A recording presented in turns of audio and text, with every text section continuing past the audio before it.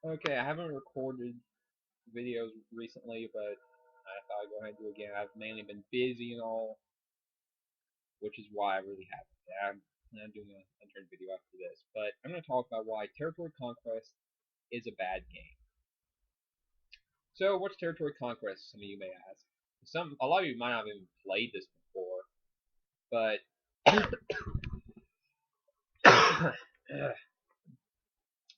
but Territory Conquest is basically RTS game. Well, I say it's a real-time strategy. It's math. That's basically what it is. Like, the game does sometimes come down to where your troops are positioned, how you're attacking and such. But that's very rarely. It's pretty much always who has more soldiers. Okay, that person wins. That's basically how this game works. It's basically just having more soldiers, which I think that's so bad. Like, let's take StarCraft for example. To me, that is the single best real-time strategy game to have existed. I really don't know many, by the way. So I don't know. I like StarCraft 2 a lot. Let's look at it as a Zerg. I could make a lot of Zerglings, and it's like I could just completely overwhelm my opponent. In StarCraft, you could have 200 supply, and let's say I made 200 supply with the Zerglings. You'd probably think, okay, well that's 200 soldiers. No, that's actually 400 Zerglings. Since it makes two Zerglings per one supply, so it's 400. So if I go against, let's say, Terran with, I don't know, just like a usual amount of like Marauders, Marines, Medevacs, etc., by territory conquest logic, I should win. But if you actually try this against a real player, depending on their skill level, but let's say at a professional level, you're going to lose. First of all, you have no drones, so why? What the hell? Like you literally have no drones at all. But either way, like you wouldn't win that fight. You may get some kills out of it, but I'm pretty sure you aren't winning that fight. You may win the first fight, but the second or third you're going to lose if you win the first. That is, but especially just have more soldiers than your enemy. That's basically how you win this game. There are a few strategies you could take into play, but the two people you see win the most are one, the people with the most soldiers or land, which produces the most, or two, the people with the most players on their team. It's basically have two other people playing with you, or just have the most soldiers and you automatically win. Like I've played this game, I've played several games before, like a long time ago, before I even made this channel. And that was back when I was a little less experienced in the game, but it was a lot more fun because it's like, oh yeah, okay, I kind of know what I'm doing. I did okay. I actually won a few games. I think I won about 50 or so. I'm not entirely sure, but I won.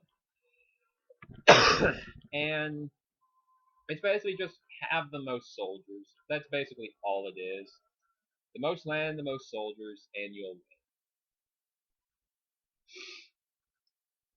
I would like to see changes made to soldiers where you can upgrade them. I had an idea for a RTS that would not be just simple strategy game, but where there are three primary resources you have to collect and upgrade your soldiers along with the territory you control. Something like territory conquest, but good. But it would make for interesting games. It would lead to strategies. Like, let's say, just giving you a very simplified version of the game I would like to make. There are 3 unit stats, or well, technically 4 actually: speed, health, defense, and attack. The when you start the game, everyone in the game starts. Their soldiers will start with 2 attack, 1 defense, 1 health, 1 speed. Very simple stats, very simple to learn. It's basically a easy to start, hard to master game where it's really simple. There's not all this complicated stuff that has all these complicated roles and such, but some strategies will win out against others. Like, I want to go for a fast army to take as much land as possible in the early game. And that could work. That could actually be very effective. Or I could go for super tough soldiers that can defend extremely well. You could do that. Here are the problems with those two strategies. The fact that your soldiers are fast means, sure, they move around pretty quickly. You can get a lot of soldiers to an area fast. The only problem is they're not very strong. Like, fighting against players or even fighting against in later game, you're going to lose because you don't have the pure stats the other players do. It's basically like a Zergling rush strategy. I want to get lots of soldiers very quickly and try to overwhelm my opponent. And high defense, sure, you can hold off a lot of soldiers for a long time, but you're not going to be killing too many of them. While you may focus your research into health and defense, you don't have the power to kill enemies. And that's something I would like to see for this. Different strategies. There's no upgrading soldiers. There's no like special lands that do things.